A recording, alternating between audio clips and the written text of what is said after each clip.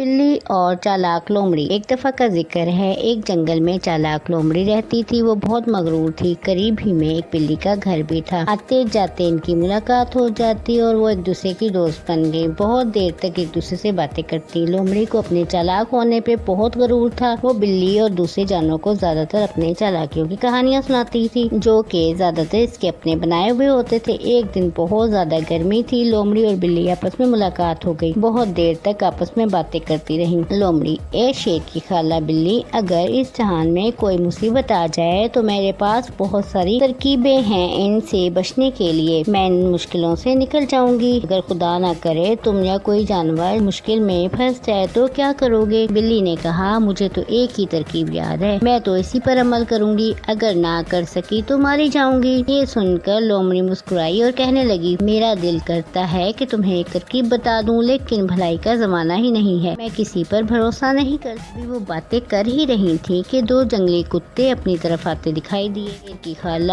بلی جھٹ سے چھلانگ لگا کر درخت پہ چڑھ گئی، جبکہ لومڑی کو وہ شکاری کتے چیر پھاڑ کر کھا گئے۔ اسی لیے اس کہانی سے ہمیں یہ سبق ملتا ہے کہ کبھی کبھی چالاکی نہیں بلکہ سمجھداری کام آتی ہے۔